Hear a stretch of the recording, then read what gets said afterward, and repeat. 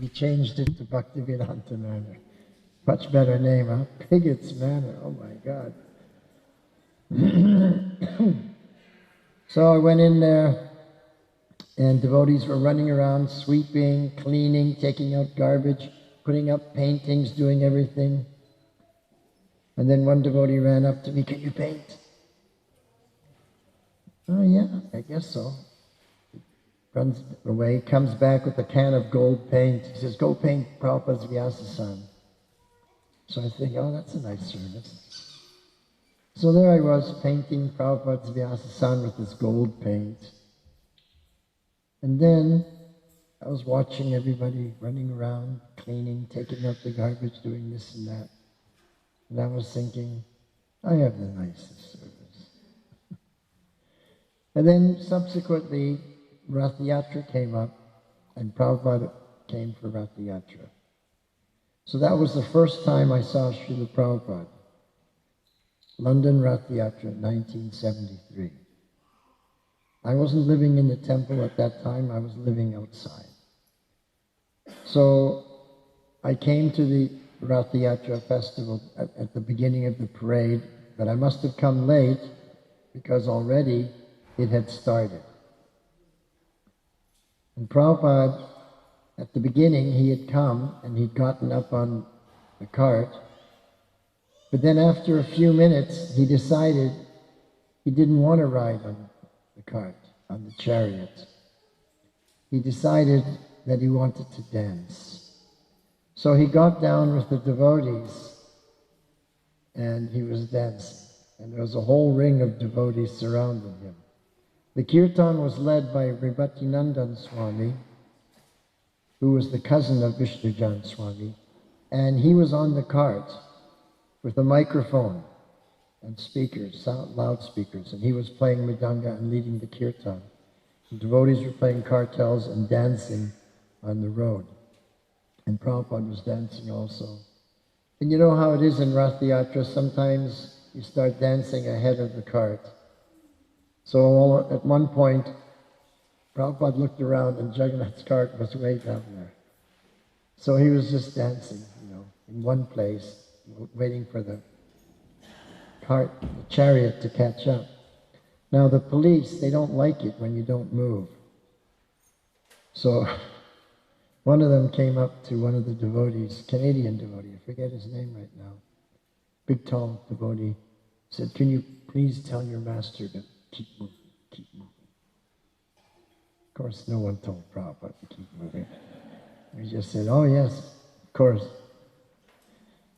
Anyway, he danced the whole way, down Oxford Street, then at Oxford Circus, down Regent Street to Piccadilly Circus, down the Haymarket down the Haymarket into Trafalgar Square. That's about 4 or 5 kilometers. Prabhupada at that time, in 1973, was 77 years old. At age 77, Prabhupada danced for 5 kilometers. With his hands in the air and in like real ecstasy.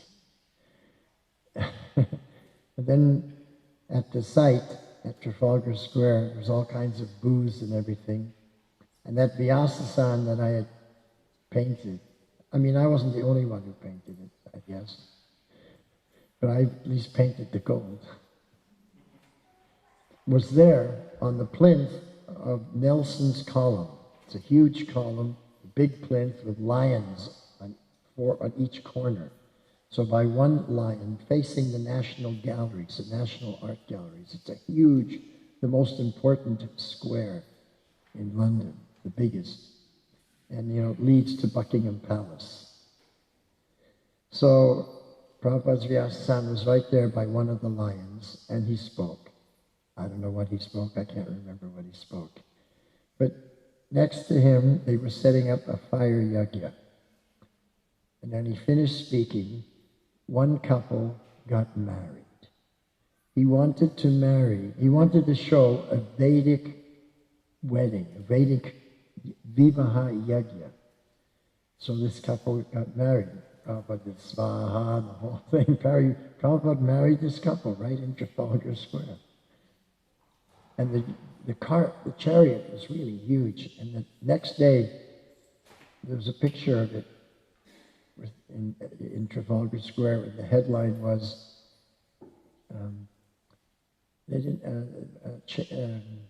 Juggernaut. They called it Juggernaut, not Juggernaut. Juggernaut chariot rivals Nelson's column. Prabhupada loved that. So he had the devotees buy a lot of copies, and he clipped them out, and he would send clippings to different people in India, let them know that he was having success. And then he stayed out at Bhaktivedanta Manor.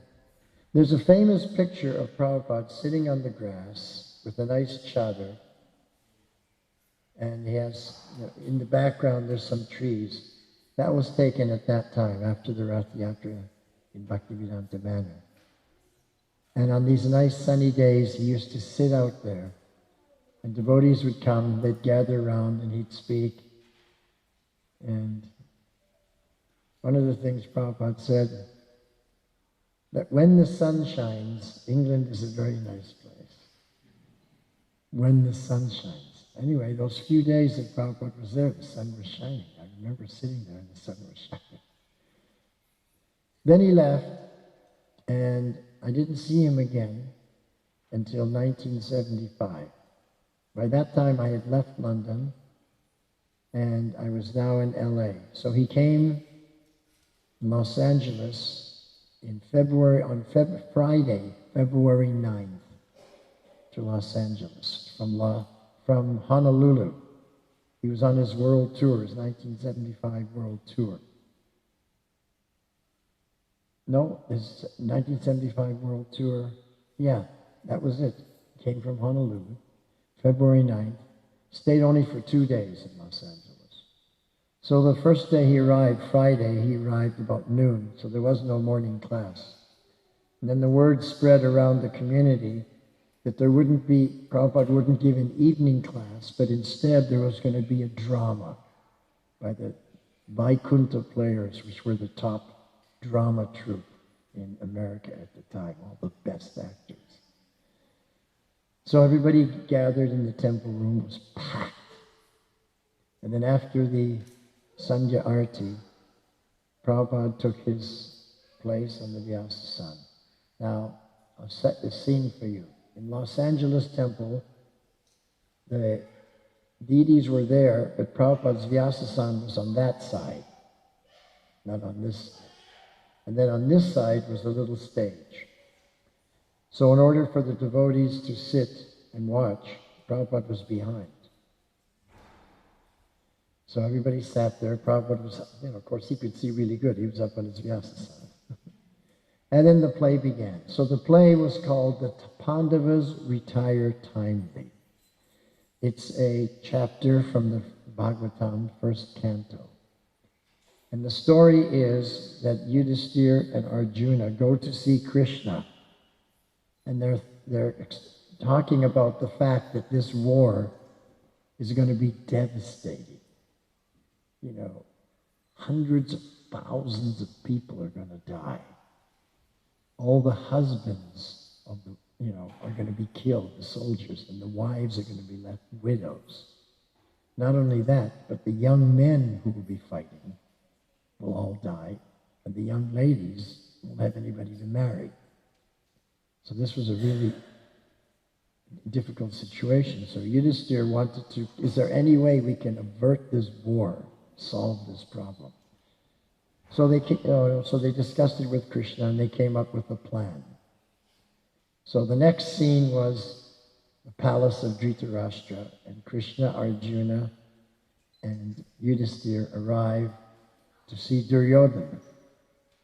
And Yudhisthira presents to Duryodhana the fact that this war of succession is going to result in a lot of people being killed and a lot of women being widows or not having husbands. So we've come up with an idea to solve the problem. We have agreed that we will give you 95% of the kingdom. But we're Kshatriyas, us 5 brothers. We have to follow our dharma. So we'll just take 5 villages to rule, and you can have all of the rest.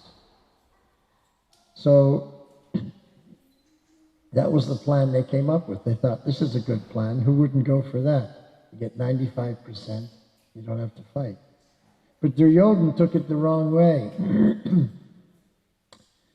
And my godbrother Madhavadas, he was playing Duryodhana. And he took it as a sign of weakness. They know they're going to lose. They're trying to make a deal. And he said, I will not give you as much land as you can put under the head of a pin. I mean, he was really like that. Everybody turned around and see how Prabhupada would react. At different times during the drama, people would all turn around just to see how Prabhupada was reacting. Prabhupada was very animated whenever he watched dramas. If he liked something, he'd be beaming, and if someone said something heavy, he was like he was really there. He loved the dramas. Anyway, after about an hour or so, the drama came to an end, and everybody turned around to see Prabhupada, and he was beaming. He was so happy. You know, he was applauding, so everybody else was applauding. And because it was Los Angeles, Prabhupada decided to give an Academy Award. So he said, so the Oscar goes to Yudhisthira.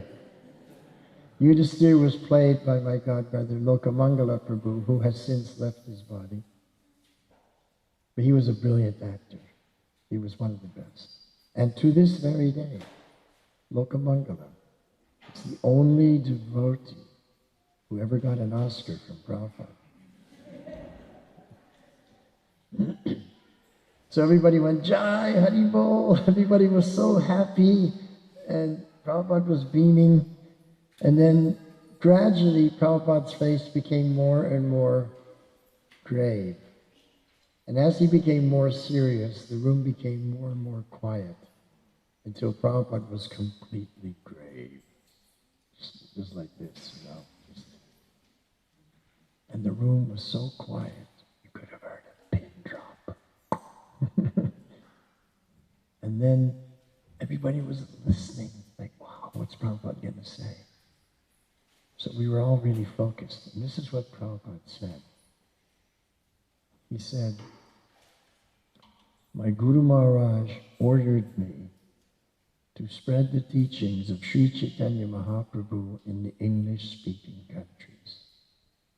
But I am an old man. What can an old man do? Prabhupada was so humble. He'd already done so much, but he was saying, what can an old man do? Then he said, but my Guru Maharaj, Srila Bhaktisiddhanta Saraswati Goswami Maharaj, was so kind upon me that he sent all of you, American boys and girls, to help me. So Prabhupada was giving all the credit to his disciples. He's an old man. What can an old man do? But all you have come to help me, and so now we have something. Such humility. And then he went like this. So now I'm very happy to say that Lord Chaitanya's mission is in the right hands. He went like that. And we were all looking around at each other. Whose hands?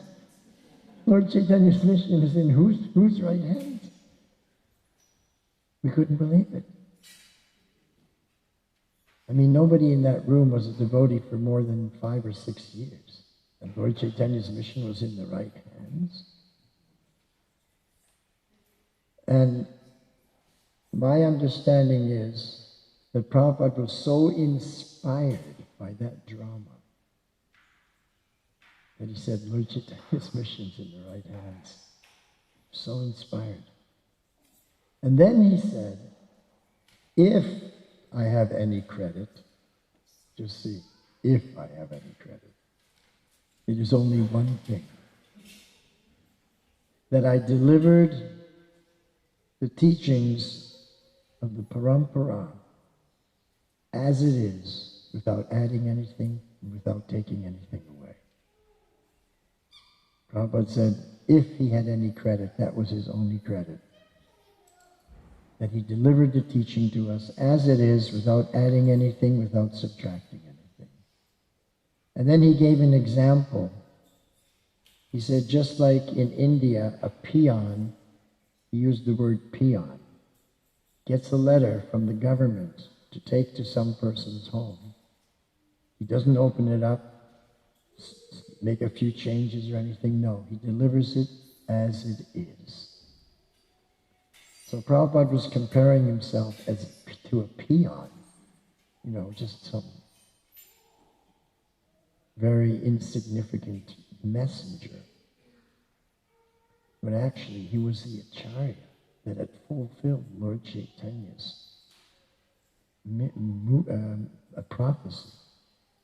So it was quite amazing that he was taking such a humble attitude.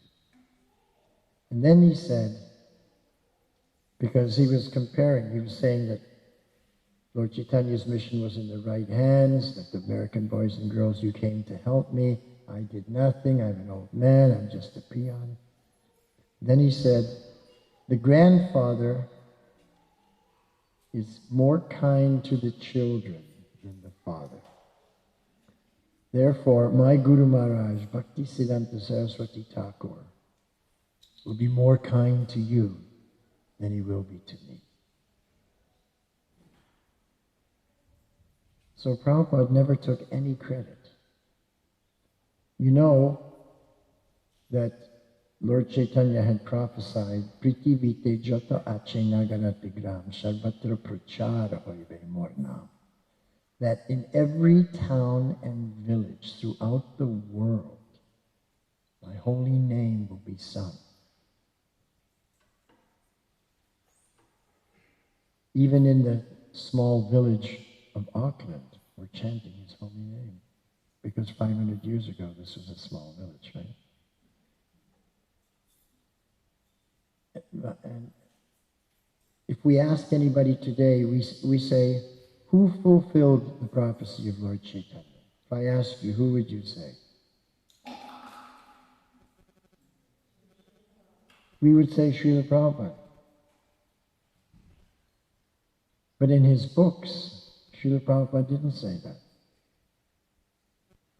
In one purport, in the Chaitanya Charitamrita, Prabhupada writes, now we have seen that this prophecy has been fulfilled, and it has been accomplished by His Divine Grace, Bhaktisiddhanta Saraswati Thakur, who is preaching all over the world through his disciples.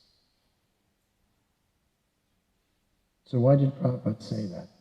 Why did he write it down, that it wasn't him, that it was Bhaktisiddhanta Saraswati Thakur? That's what I wanted to know. And I became very introspective, and Krishna fulfills all desires. So Krishna gave me the understanding that whatever a disciple does, he does it only on the order and the instruction of the Guru, and all the credit goes to the Guru. So he gave all the credit to his Guru. Now he said, Bhaktisiddhanta Saraswati Thakur, who is preaching all over the world through his disciples. But the only disciple that I could see of Bhaktisiddhanta's who was preaching all over the world was Srila Prabhupada. The others were just in India. So Prabhupada, so humble. And this humility is the quality that it's most attractive to Krishna.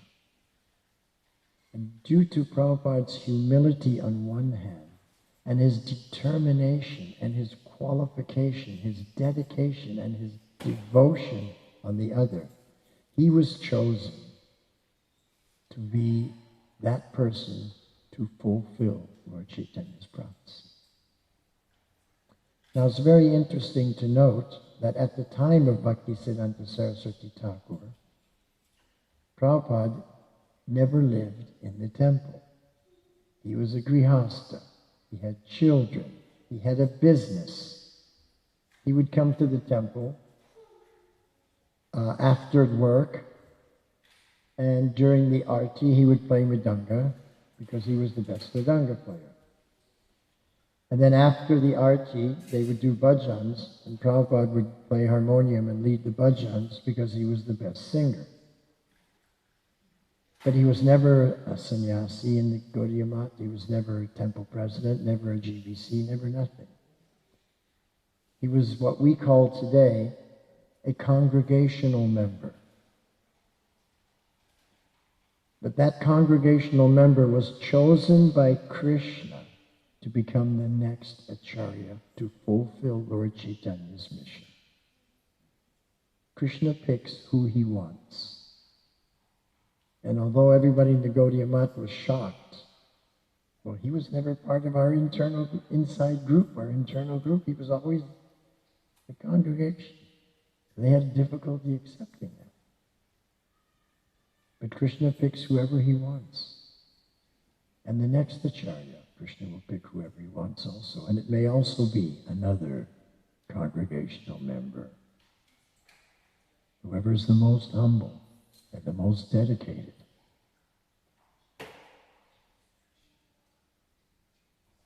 So, Prabhupada was able to do what no one else was able to do in 500 years. That he fulfilled Lord Chaitanya's prophecy. So that was on February 9th. Then the next morning he gave class, and then the next day he left for Mexico.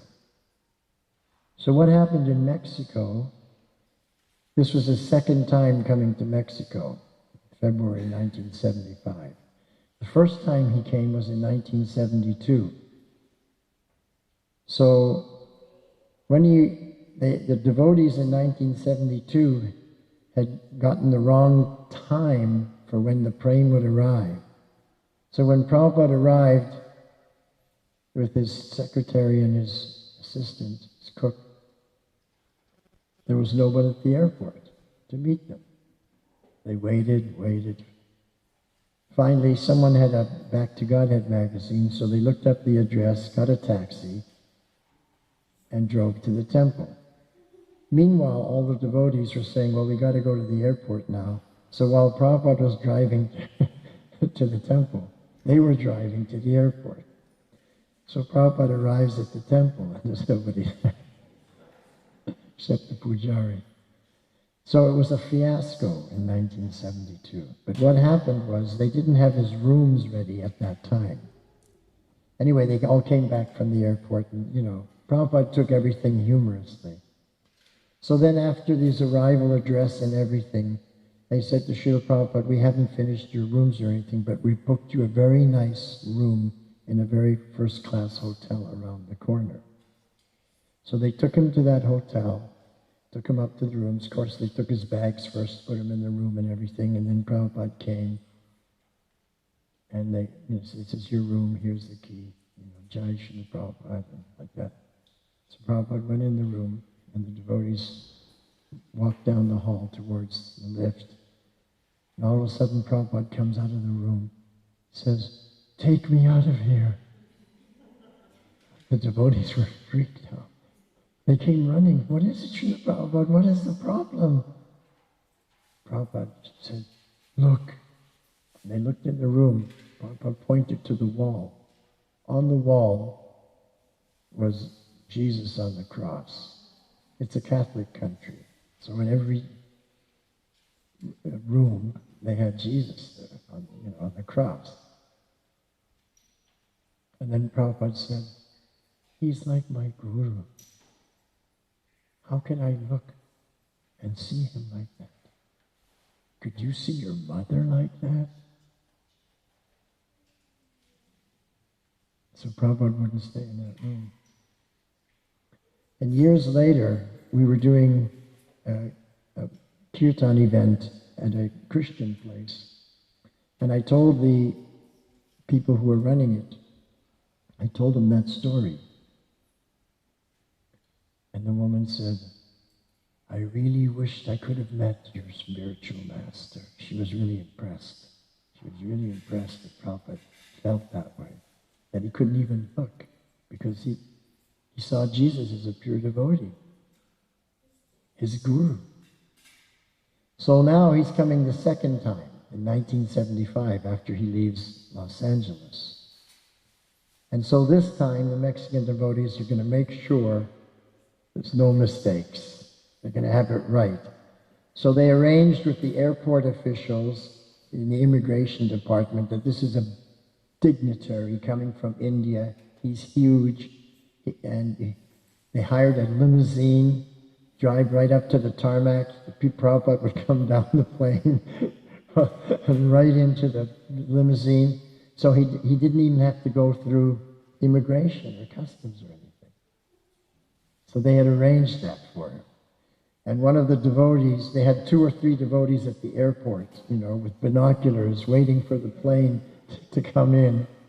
And so they saw the plane land. They saw Prabhupada walking down the gangplank, or whatever you call it, the stairs. And then he stepped onto the tarmac. And one of them picked up a phone and said, the pure devotee, his feet have landed in Mexico. Then he got in a car. Now there was Paramahansa Swami was there with him, along with Chuttakirti Prabhu and Nitai, who was Prabhupada's Sanskrit editor at the time. So Paramahansa and Nitai got into one limousine. There was 2, and Chuttakirti and Prabhupada got in the other limousine. So Paramahansa Swami said to the limousine driver, you drive quickly so that we'll get there before Prabhupada and we can be part of the welcoming committee. So he drove really fast. So then at the temple there were devotees with binoculars and they saw the car coming. So they announced, the limousine is here, the pure devotee is here. So it pulled up, Paramahansa Swami got out, and they were all leading kirtan, offering obeisances and throwing flowers. He said, no. Prabhupada's coming in the next car. So then Prabhupada came, and he gave an arrival address. He took darshan of the deities, gave an arrival address. Then he went up to take prasad. Then later that day, there was a darshan. Now, one of the persons in the darshan had been a sannyasi that had fallen down. His name was Hanuman. So he was sitting now dressed in white at the back of the darshan room. And devotees were asking questions back and forth. And then there was a bit of a silence, so he raised his hand. So Prabhupada acknowledged him and he said, Srila Prabhupada, I've just read in the Sri Chaitanya Charitamrita about Chota Haridas, that he had an incident with a woman, fall down with a woman as a sannyasi, and he'd been rejected by Lord Chaitanya. I was also a sannyasi initiated by you, and I also fell down. Will you also reject me? That was his question. Everybody went, whoa. And Prabhupada, when he heard that, his head was down. And there was silence in the room for a long time. Then he slowly lifted his head and he said, Lord Chaitanya is God. He can do whatever he wants and he doesn't require anybody's help. But I'm just an old man and you've rendered some valuable service on my behalf. How could I ever reject you? So that was Srila Prabhupada. So he stayed in Los Angeles 2 days. He stayed in Mexico 8 days. Boy, the Mexican devotees were really far out, ecstatic. They had arranged many interviews with important people and everything.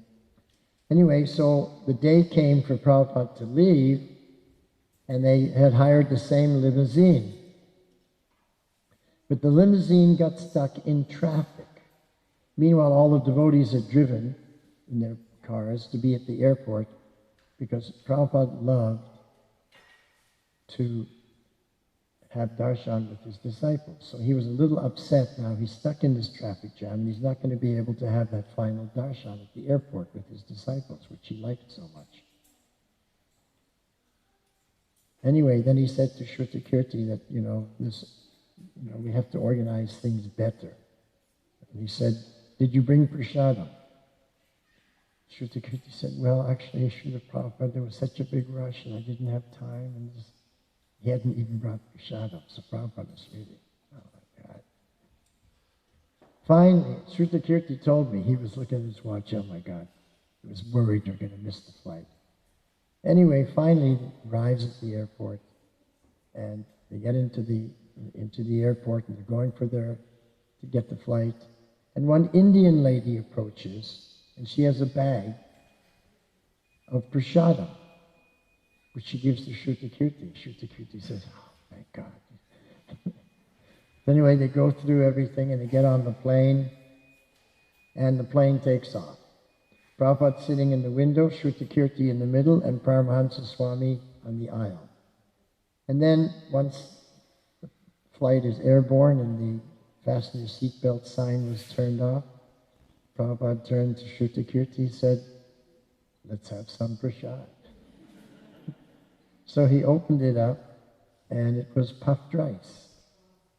So he lowered Prabhupada's tray table and made a nice arrangement and offered him the puffed rice. And Prabhupada was eating it like that. And then, when he was about half done, he turned to them and he said, now you eat.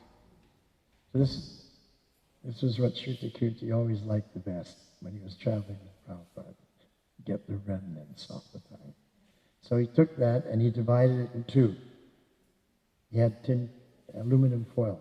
Put half for Paramahansa and half for him. And he was sitting there eating his puffed rice. As he was doing that, the air hostess came down the aisle. And she stopped. She saw Prabhupada and the two devotees. They obviously stood out. And she saw Shrutakirti eating that puffed rice. She said, oh, what is that? He said, oh, this is puffed rice. We're vegetarian. And then she reached over and grabbed a handful and threw it in her mouth. So bold. Chewed on and said, it's very good. So Prabhupada was smiling. Then she said, can I get you anything else? So Shrutakirti said, Srila Prabhupada, would you like something?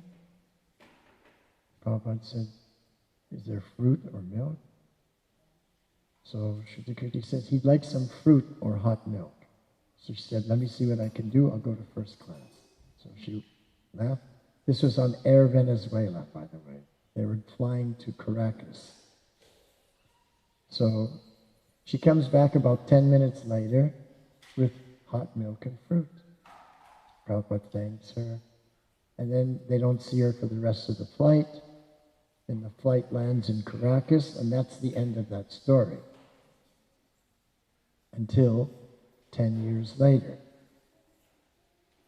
10 years later, there's a Sankirtan party going door to door distributing Prabhupada's books in the Amazon. They were based in Manaus, and they had gone deeper into the Amazon for smaller villages. And the devotees were going door to door, knocking on the door and distributing Prabhupada's books.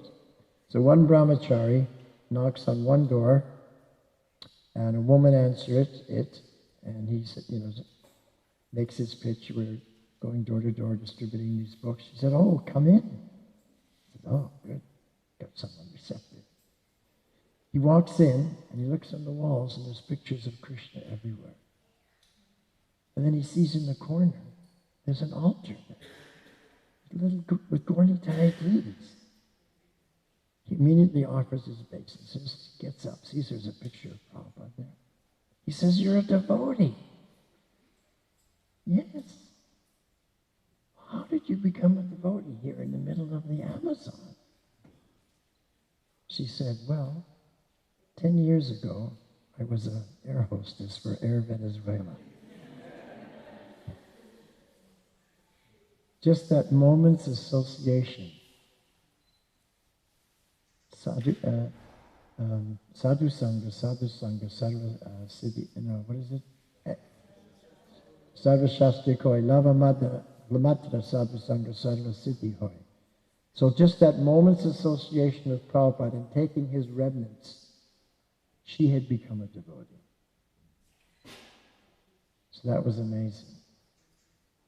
So that was, of course I wasn't there, Shruta Kirti told me this, after he left Los Angeles with Prabhupada. That was in February 75. Then in July 75, Prabhupada came back to Los Angeles and he stayed for a week. And during that time, he gave class every morning. And one morning, he was giving class, and all of a sudden he stopped, and he looked around at everybody, and he said, "You've all had millions of births. And in all of these births, you have seen everything. You have tasted everything. You have done everything. There's nothing new under the sun.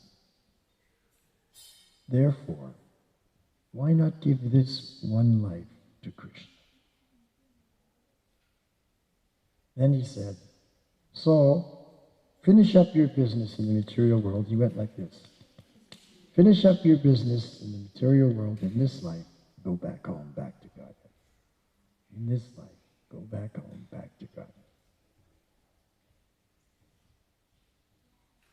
And years later, as I thought about this time and time again, I realized that you don't even have to give this whole life to Krishna. Because everybody who was sitting in that room was either in their 20s or 30s. All you have to do is from this moment on, finish up your business. Go back home, back to Godhead. Don't worry about the past. Whatever you did in the past counts for naught.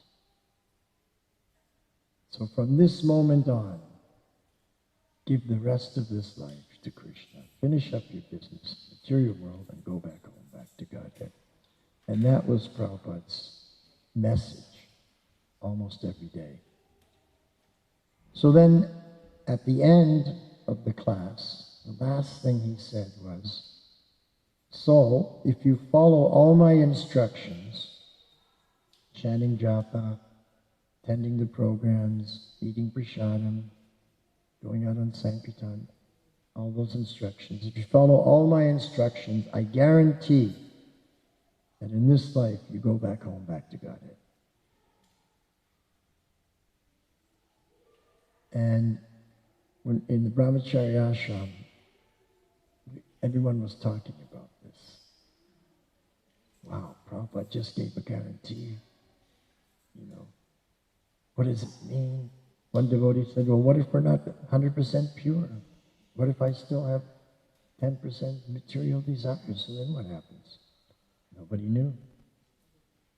Someone said, "How can Prabhupada give the guarantee? It's Krishna that takes you back to Godhead." Nobody knew. We could only ask questions. We didn't know the answers. And then that evening, Hridayananda Maharaj gave class, Bhagavad Gita class. And most of his class was about what Prabhupada had said in the Bhagavatam class. If you follow my instructions, I guarantee you go back home, back to Godhead in this life. So he was saying, now we have a warranty, a guarantee from Prabhupada. We have to be careful not to void the warranty. And he gave an example. You buy an electronic equipment or a car or something, it comes with a warranty. And if you follow the instructions of the warranty, if anything goes wrong, they'll fix it, take care of it, no charge. But if you don't follow, you try and do something yourself and then take it back, they say you voided the warranty. So the whole concept was, don't void the warranty. Prabhupada's given his guarantee. So that was far out. Then another day, on another class, Prabhupada was speaking, and then all of a sudden he said, "So don't be Krishna unconscious." I'd never heard that phrase before, Krishna unconscious. He said, don't be Krishna unconscious. First become conscious, then you can become Krishna conscious.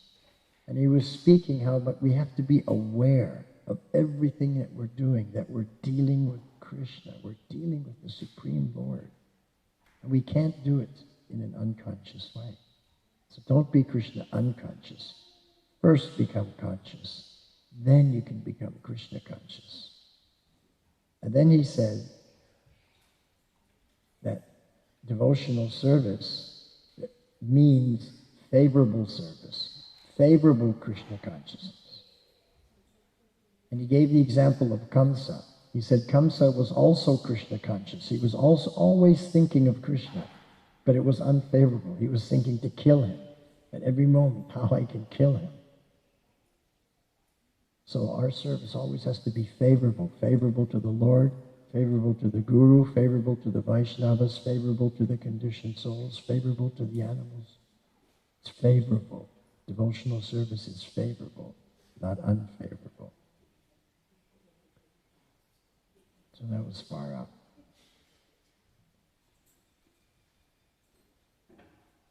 Years later, I was thinking about what Prabhupada said. He gave the guarantee.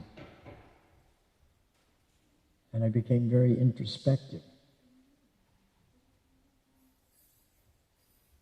Because what if we're not pure?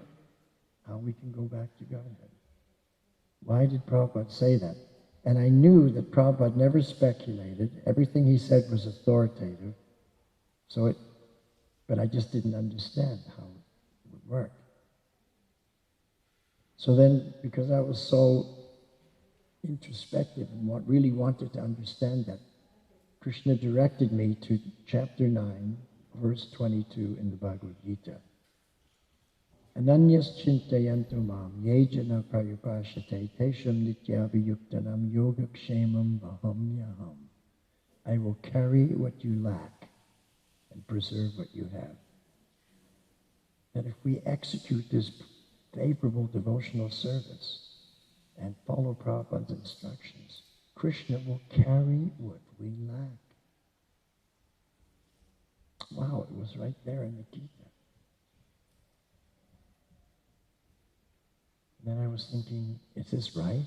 Is this just my mind? Am I just speculating this? Am I reaching, You know how devotees think like that, right? I was saying, Krishna, is this you or is this me?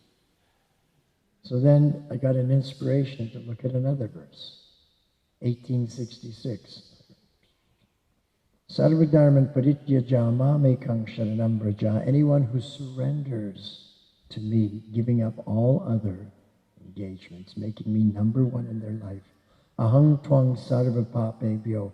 I'll take away all their sinful reactions. All the sinful reactions means all the sinful reactions from the past, all the sinful reactions from the present, and all the sinful reactions from the future.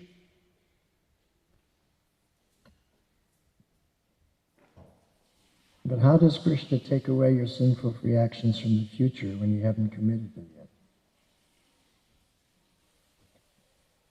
Because those seeds of desires are in the heart. So Krishna will take care of all that. He'll carry what we lack. He'll destroy those seeds of sinful desires in our heart.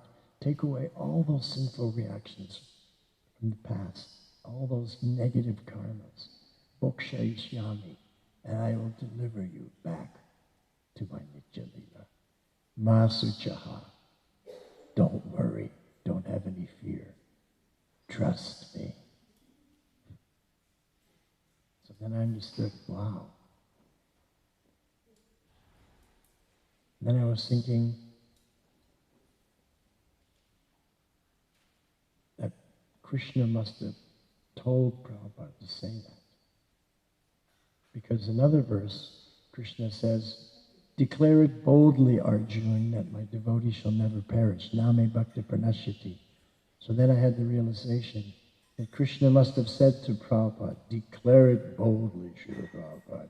If they follow your instructions, they'll go back home, back to Godhead in this life. So all those questions were answered. So I became convinced. So my service there, while Prabhupada was there that week, one of my services was to get the plates after the offering of prasad, bring them back to the deity room, pushari room, and transfer everything, wash the deity plates and everything, and then bring the prasad out for the devotees, for the big guns. Because when Prabhupada was there, everybody was there. GBC, sannyasis, temple presidents, BBT, anybody who was, big gun was there. So my service was to bring out the prasad to all these people. Also, my service was to bring out the prasad from Prabhupada's plate, get that prasad, transfer it, watch the plates, and bring out Prabhupada's prasad also. So because I was doing that, I got to know the sannyasis. They were the ones who were taking. So one of those sannyasis, who you all know, he's not a sannyasi now, but he was Bhavananda. So one afternoon, Prabhupada calls for Bhavananda, because Bhavananda was traveling with the Sri Mayapur Chandrodaya Mandir traveling Sankirtan party, collecting funds and inspiring people to come and help build Mayapur. So Prabhupada called him up to his room one afternoon and inquired from him, how are things going, what's happening in Mayapur, how are the collections going, this and that. So Prabhupada was saying, well, it's not easy. People are not so inclined. It's very difficult to get people to agree and to say yes. And then Prabhupada said to him, he told me this story twice on two separate occasions. So Prabhupada said to him, yes, I know, it's very difficult to get people to agree. Even when Krishna came to me and said, please go and preach in planet Earth and fulfill Lord Chaitanya's prophecy, at first I said no. That's what Prabhupada told him. And then Krishna said to Prabhupada, well, why you don't want to do it? And Prabhupada said, because I'm afraid of Maya. I'm afraid if I go down there, I'll forget you. That's why I don't want to go. And then Krishna said to Prabhupada, you don't worry. I promise you, if you go down and do this service, then I'll always be there for you. You don't have to be fearful. I'll always be there. So then Prabhupada said, okay. So Bhavananda told me that story. And then 20 years later, after he had left and then come back again, I saw him in Mayapur. And I'd always wondered about that story. So I said, do you remember back in LA, 75, Prabhupada called you to his room? And he told me the story exactly the same, the second time. So I thought, wow, it really happened. So I became very introspective, and I was just going really deep into this Leela with Prabhupada, and I had some very wonderful realizations that I'll share with you. Prabhupada said that he didn't want to do that service because he was afraid that he would forget Krishna. So in 1896, Prabhupada was born the day after Janmashtami on the Nanda Maharaj's festival, Nanda Utsav. And so all the families were gathered there, and then the midwife came out of the room where the Sachi Mata was there. She says, it's a boy. You have a son. And everybody went, Hari Bol, they were so happy. And then one of the uncles said to Prabhupada's father, Gaur Mohan De, said, "This is fantastic. You got a son born on this day, the day that Nanda Maharaj celebrated the birth of his son. You should call your new son Nandalal. It's a great name." And Gaur Mohan De said, "That is a wonderful name, but I've already chosen a name for him. He'll be called Abhay Charan, one who's fearless at the feet of Krishna." So I thought, wow, when I realized this, Paramatma inspired him to give that name. Because Krishna said, you don't have to have any fear. Then in 1933, Prabhupada came, he was recommended for for initiation by Bhaktisiddhanta Saraswati Thakur.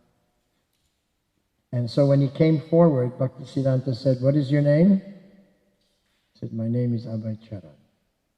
Bhaktisiddhanta said, "You already have a perfect name. I'll just add Aravinda. Abhay Charanaravinda Das." And he gave him first and second initiation both at the same time.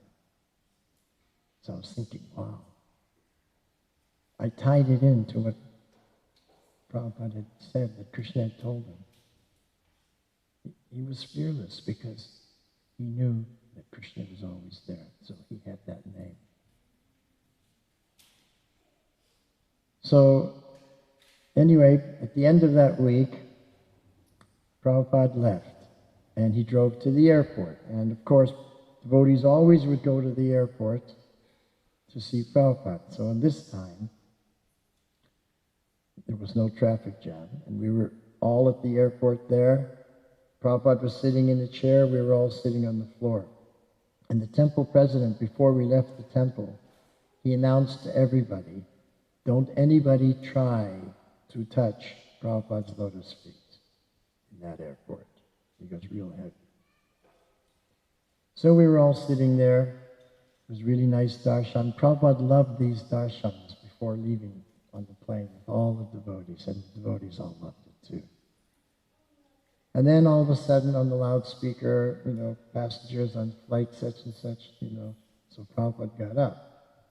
And then everybody, where Prabhupada was going to walk, everybody moved and made an aisle for him. So I was on one side of the aisle.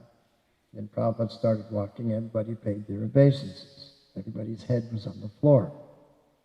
So I opened my eyes, and I saw Prabhupada, he was walking right towards me. And in like a second or two, he was going to be right in front of me. Do I dare? And then I thought, well, everybody's offering obeisances, no one will see. So as Prabhupada passed me, I touched his feet, put it to my head. And then Prabhupada walked out of, and then everybody got up after Prabhupada was walking into the departure area to board the plane. Everybody got up and saw him through the glass as he went through.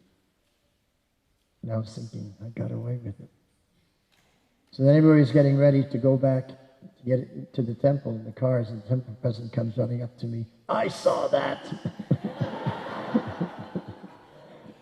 And he started chastising me how I disobeyed his instructions. I was so offensive, giving all my negative karma to Prabhupada and all this, really tearing into me. And I was saying, yes, you're right, I'm the most fallen, please forgive me, I'm fool number one. But internally, I was very happy.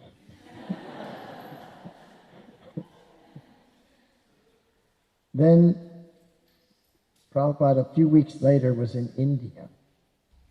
And there were some difficulties with what was happening in America, in India at that time. So he sent a letter to all the American temples that if anybody has an English Commonwealth, a British Commonwealth passport, they should come to India to preach.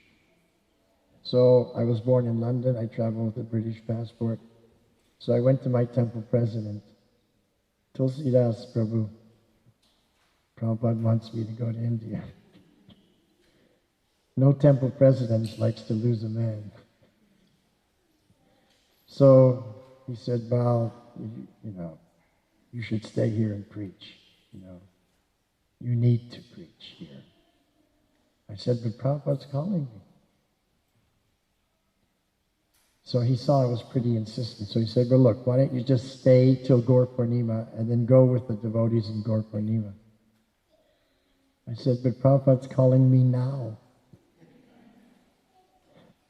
In those days, if you didn't follow the instruction of the temple president, it was considered an aparad. Really? In those days. So then he said, well, I see that no matter what I say, you're going to do whatever you want. So I don't want you to go to India with an offense, so I'm going to give you my permission. So he gave my permission. So I went to India in 1975, and I was in Vrindavan. And serving in Vrindavan, Hari Sori was the temple commander. There were other devotees there. And then one day, Hari Sori said to me, after prasadam, we have to clean the temple room, especially the chandeliers up there. They're dusty. They haven't been cleaned for a long time. So after prasad, we got a big ladder, and he gave me a feather duster, and he said, you climb up, dust it, I'll hold the ladder.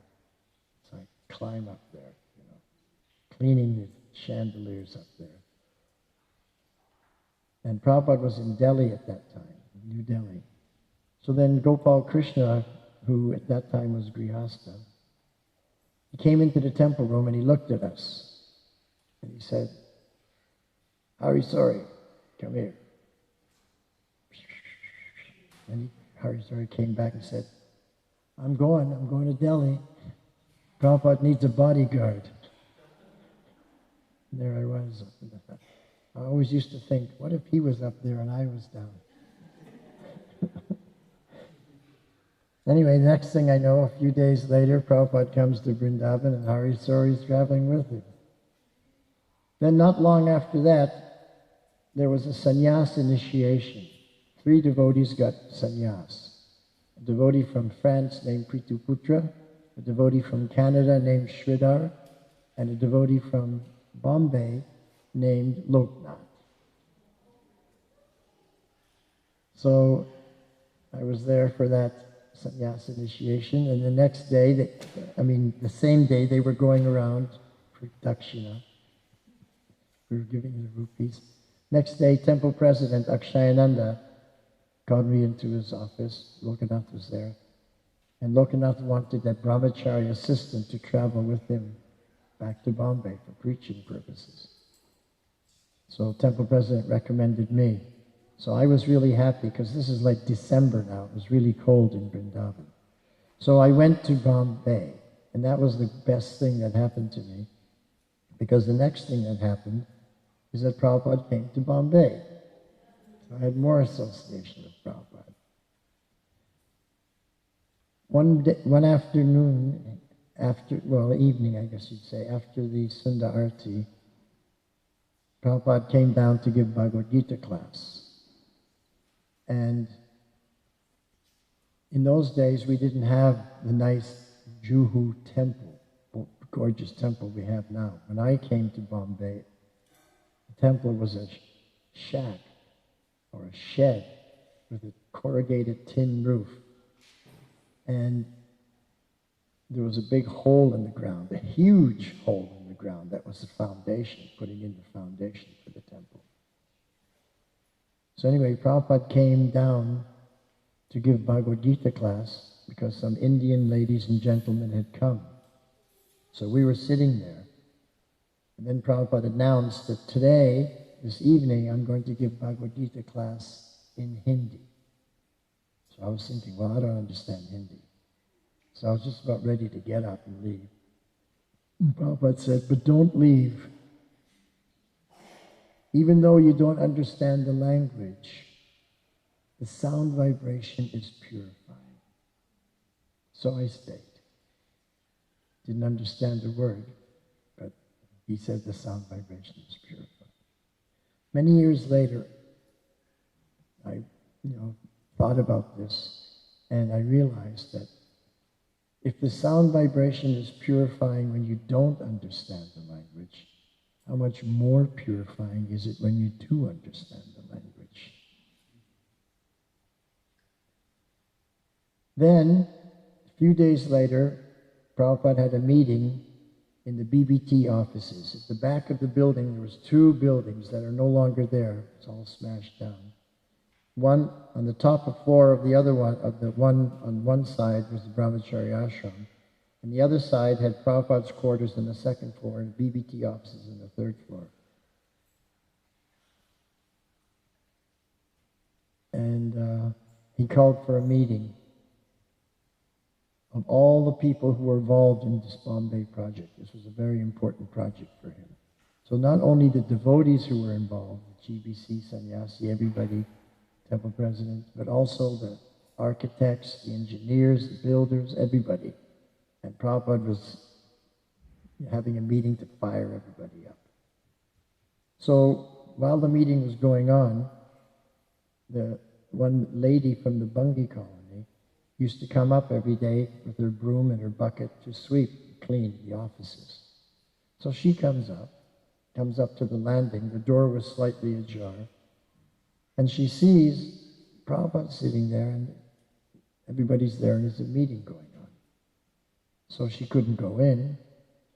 So she just stood there waiting and waiting. Prabhupada's speaking, and all of a sudden he turns and sees through the door that's slightly ajar that the cleaning lady's there.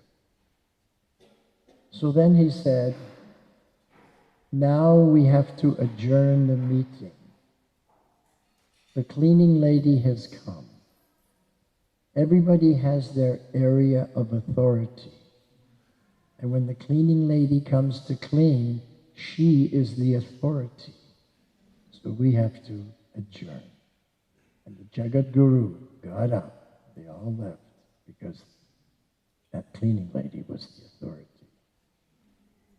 That is the humility of Prabhupada again. Amanina amanadena. He desires no honor or respect for himself, but he gives all honor and respect to others. So then, what happened was I was going out with Loknath Maharaj in Bombay, preaching, and I got jaundice. So I was incapacitated for about a month and a half. Prabhupada had left. And then the next thing was I got better, and I was on my way to Mayapur for the Mayapur festival, February 1976. So I arrived in Calcutta, and Prabhupada's there. Now the temple president was Abhiram.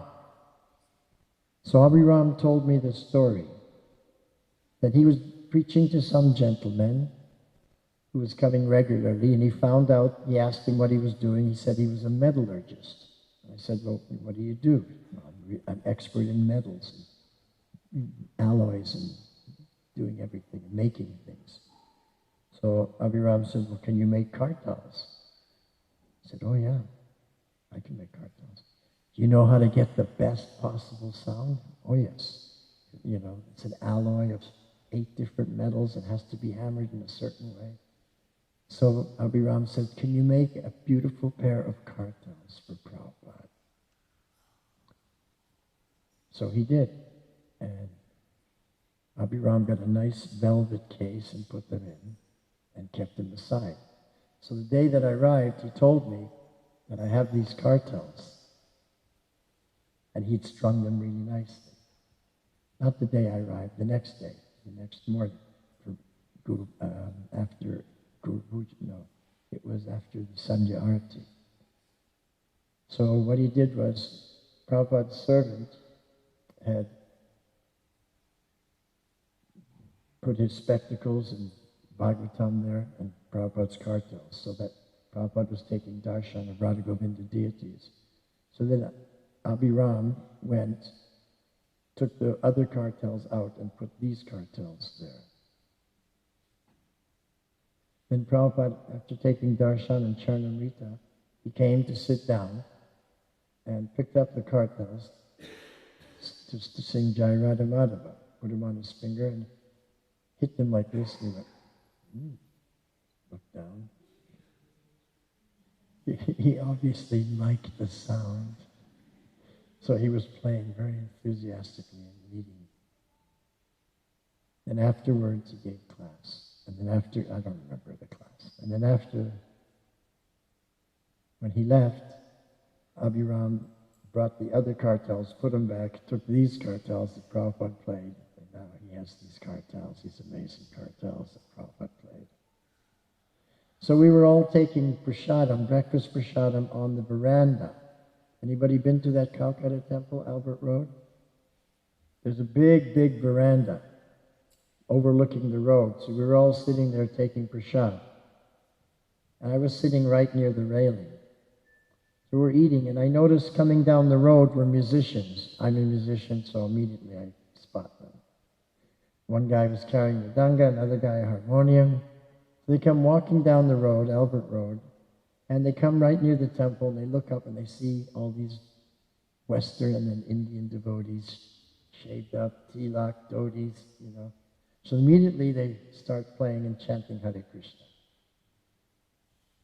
So some devotees said, oh, just see, these are professional musicians, they're singing just to make money, this is really disgusting, you know, they're using the holy name for business.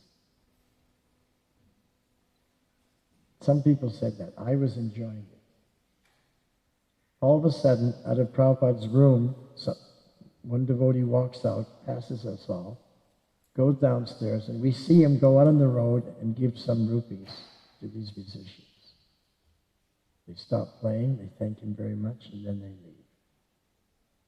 And the people who are like, you know, criticizing these musicians, when the devotee came back, they said, what did you do? You gave Krishna's money to these professional musicians? They're probably going to smoke bidis or take alcohol or eat meat. What have you done? He said, well, I didn't do anything. Prabhupada told me to give them some money.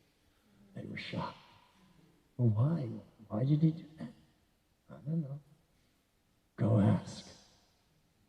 So he went back in. Everybody was talking. Wow, I wonder why Prabhupada did that. We were all waiting for him to come back out. Waiting and waiting. Finally, after about 7, 8, 9, 10 minutes, he came out.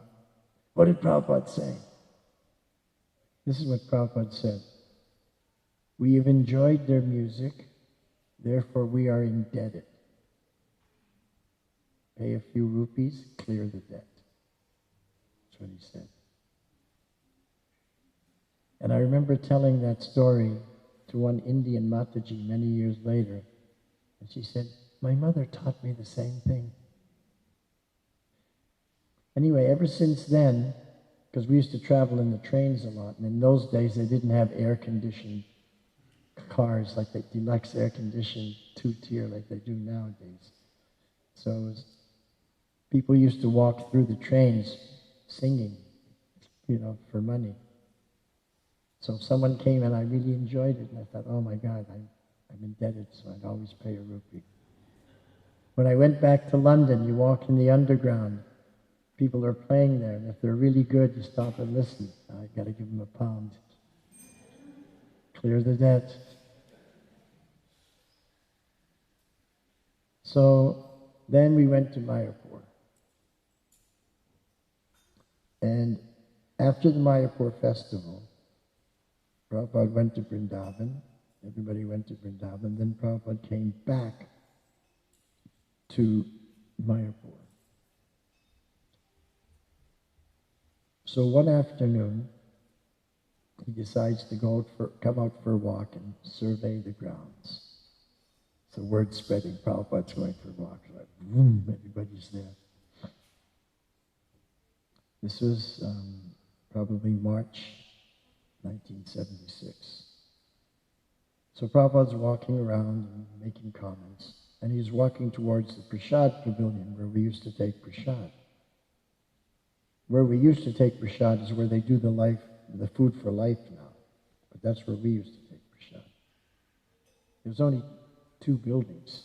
There was the temple building and there was the Prasad building. That was it. The next building over was the Yog Pit, 3 kilometers away. It was all farmland in those days. Anyway, there was one toilet that every time you go to take prasadam, you'd pass this toilet. It was always dirty, always stinky.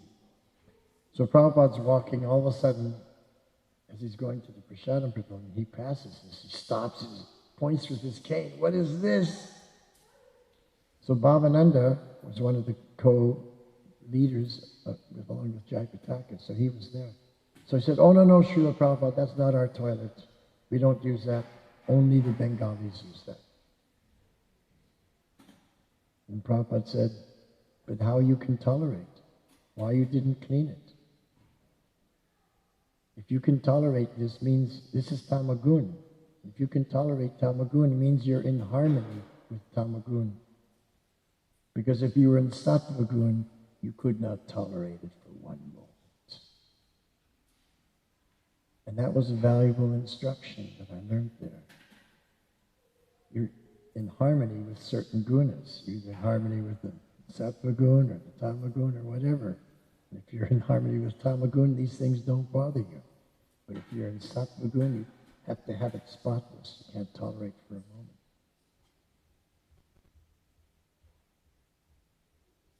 Another time, Prabhupada went for a walk in the afternoon to the Ganga. We all went with him. And then coming back from the Ganga,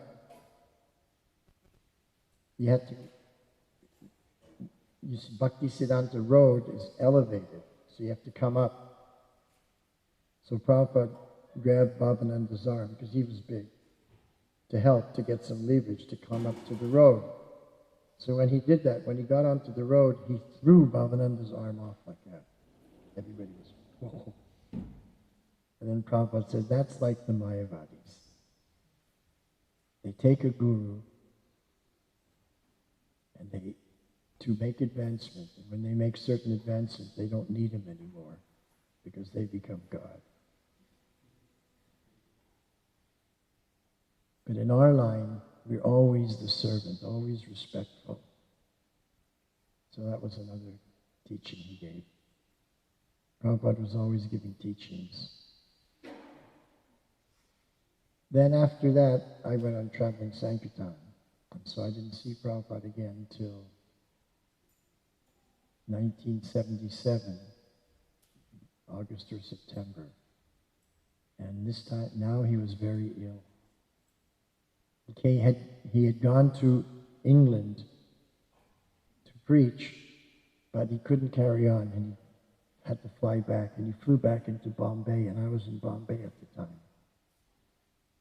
And when we saw Prabhupada, it was like, oh my God, it was so scary. He was so thin. He couldn't walk. They had to carry him on a chair up to his rooms. And very short time after that, he left our presence. But I always remembered Srila Prabhupada.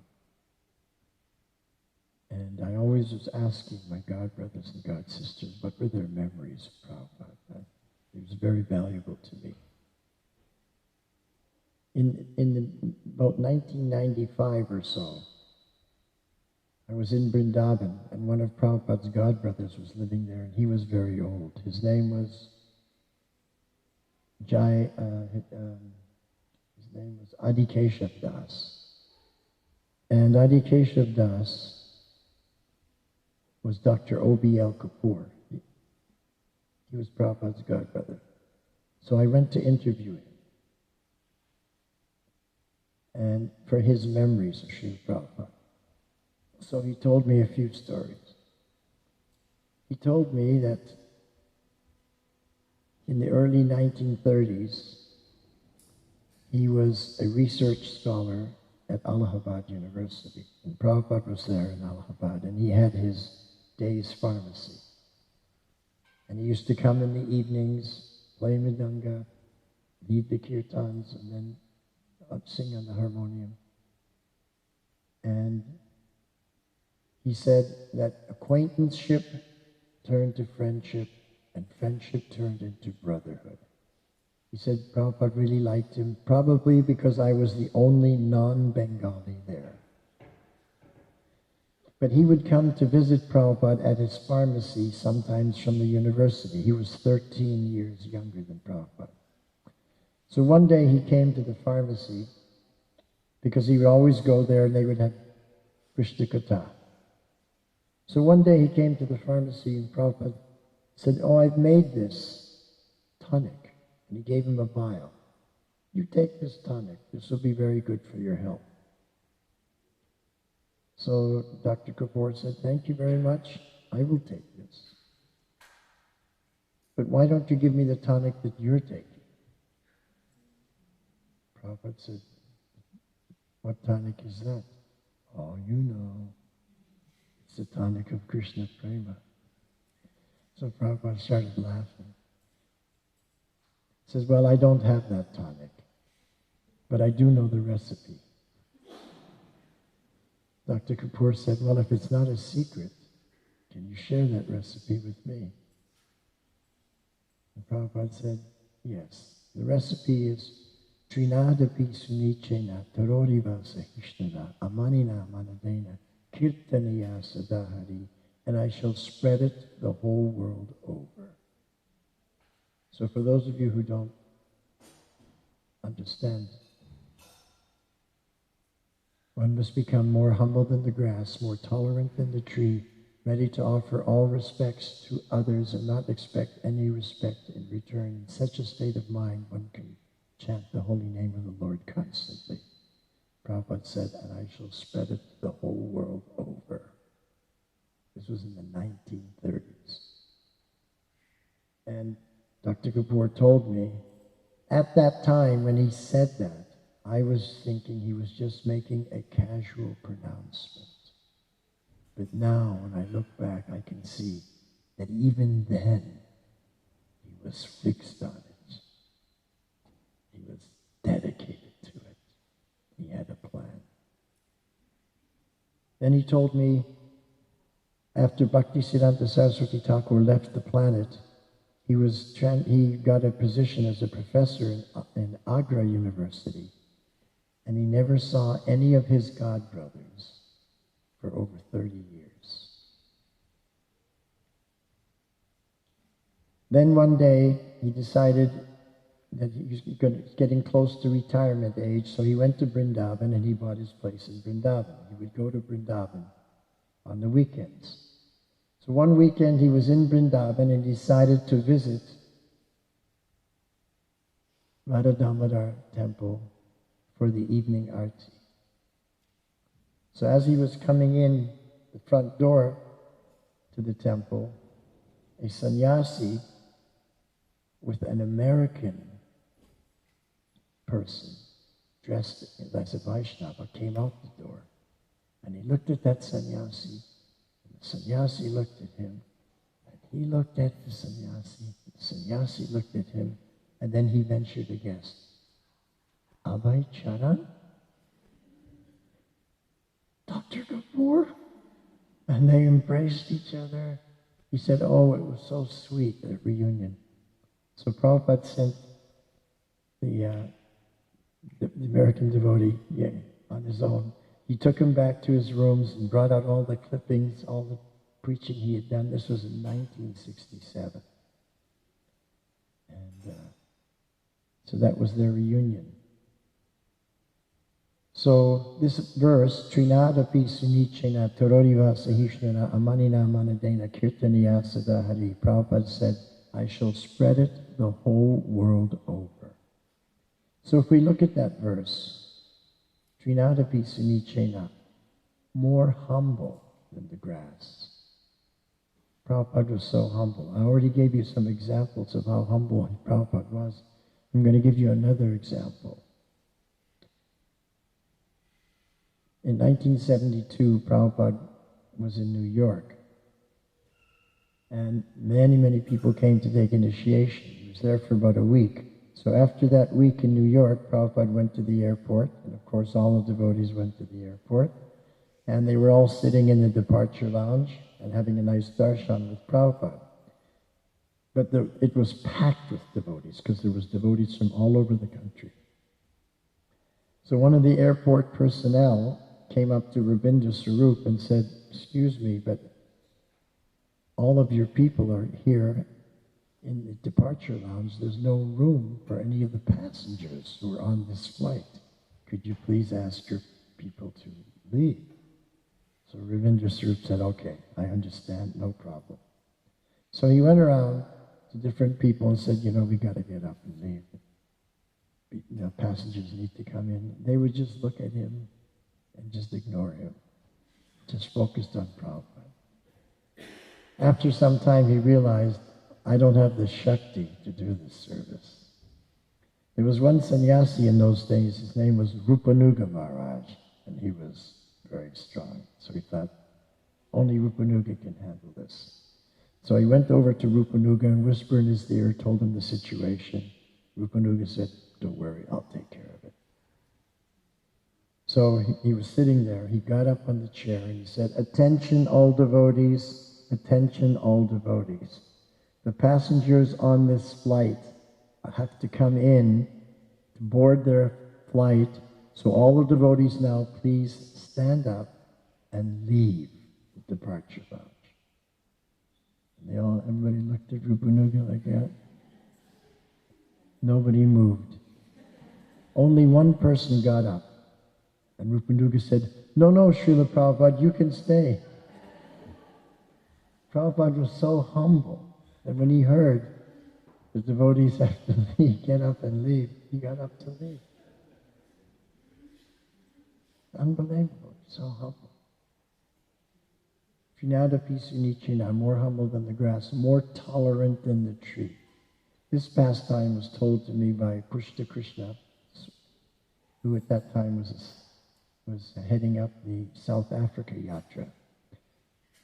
The devotees in South Africa wanted Prabhupada to come to preach in South Africa for many years, but the South African government would not allow any Indian people into their country because of apartheid. That was their policy of no colored people. So he was not allowed to get a visa to come to South Africa. And on Prabhupada's passport, his Indian passport, it said, "Valid for all countries except South Africa." So even the Indian passport was not allowed because it was reciprocation for the way South Africans were treating Indians. So from both sides, the Indian side and the South African side, Prabhupada couldn't go. So we had devotees in India preaching to the embassy people and devotees in South Africa preaching to the embassy people to allow Prabhupada to come. Finally, in late 1975, permission was granted on both sides. And Prabhupada flew from India, first to Nairobi, and then to South Africa. So Pushta Krishna flew from Johannesburg to Nairobi and to meet Prabhupada there, did a few programs in Kenya, and then they boarded their flight to Johannesburg. Now on that flight was the South African football team. They had just played a match in Kenya and they had won. So they were in a good mood. So after the plane took off, now of course Prabhupada was sitting in the no smoking section. In those days they had the no smoking cabins and the smoking cabins. Now it's all no smoking. But they did have a smoking cabin in those days. But they were sitting in the no smoking cabin and there was some footballers in there also. So a couple of these footballers lit up cigarettes. So Pushta Krishna, what is this? He didn't want Prabhupada to have to breathe in that smoke. So immediately he got up.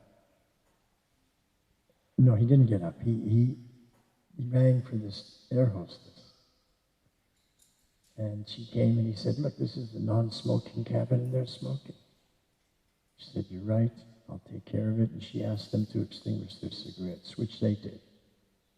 But subsequently, they were coming down with the carts, and people were taking drinks, and these footballers were chugging beers and wine. And about 45 minutes later, one of them lit up another cigarette. So Pushta Krishna was fuming. He told me that that the air hostess had told him it didn't do any good, so I was going to handle it. So he undid his seatbelt. He got up and he was going to go and really get on their case. Prabhupada looked up and said, "Oh, where you were going?"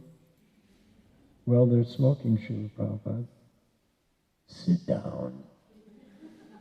And he looked him right in the eye and said, "What is the difference between us and them if we cannot tolerate?" What is the difference between us and them if we cannot tolerate?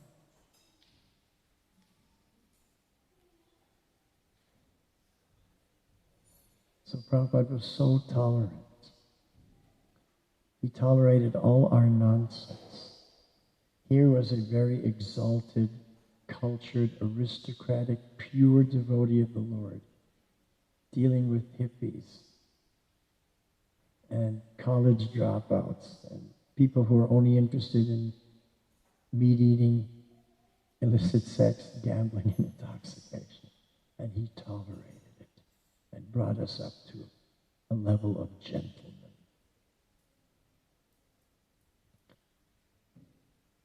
That reminds me of a morning walk in Los Angeles. Prabhupada was speaking how we have to come up to the highest standard and be genuine Vaishnavas. We can't just be what he called show bottle Vaishnavas. Show bottle means that in the shops, they show different bottles so that people can come in and know what to get. Different wine bottles. So if you want particular wine, they have it. But those show bottles are usually empty. So he didn't want us to be like a show bottle, but empty.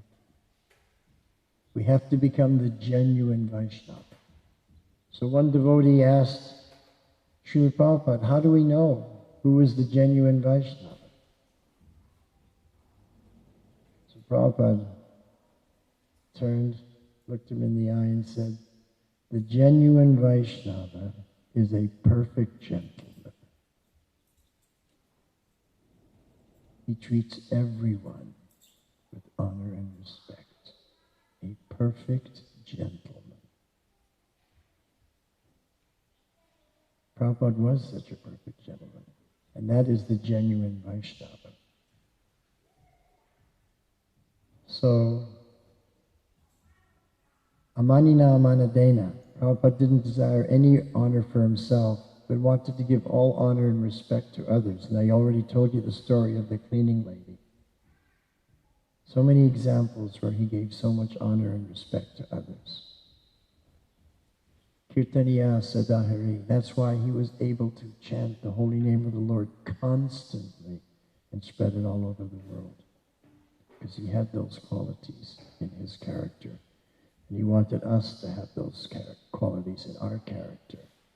He wanted to smash our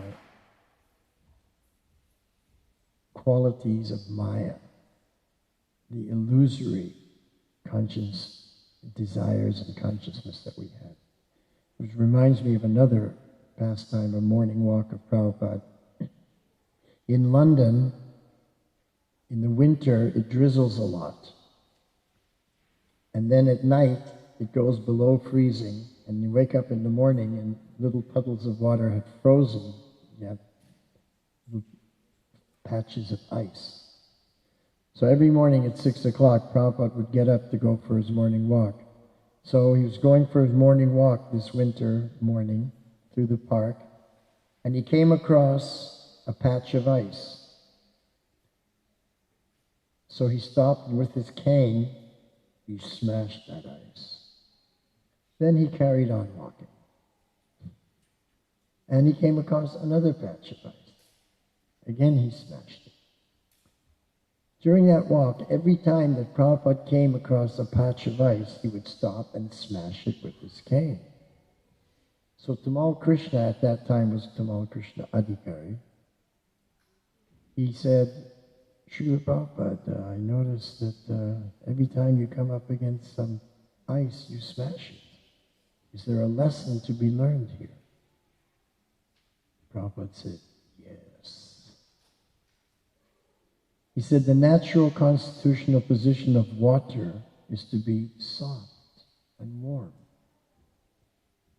But under the influence of Maya, it becomes cold and hard like ice. Similarly, our hearts, the natural constitutional position of our heart is to be soft and warm. But under the influence of Maya, our hearts become cold and hard like ice. So whenever I see the influence of Maya, I smash it. So that was his mission. He wanted to get a permanent visa to America, but it was some difficulty. So the devotees started working on it, and he was in Canada, staying in Montreal. Finally, they got him a permanent visa that he could, multiple entry. He could come and go into America whenever he wanted. So when he got the visa, Prabhupada made this comment.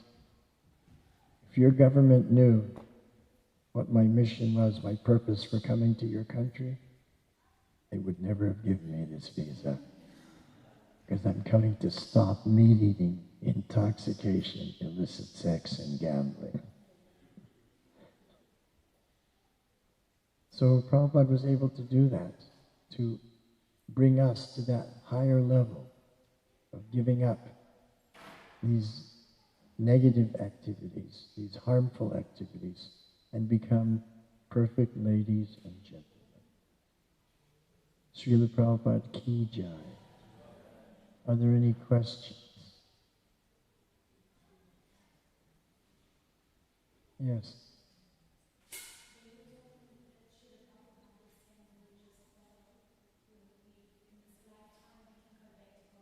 That's what he said. He gave a guarantee. I was there. I heard it.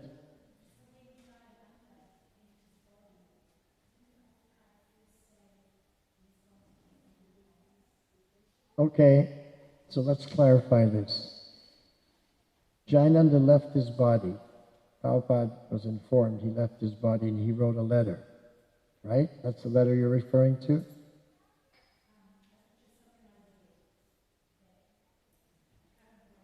Well, I know the letter. He said, now Jayananda has left. If he has any material desires, he will go to the heavenly planets. And if he was free, he'll go back to Vaiyasaki. So, who was the letter for? Yeah, because Jayananda had left the planet. So although it was to Jayananda, it was for the devotees.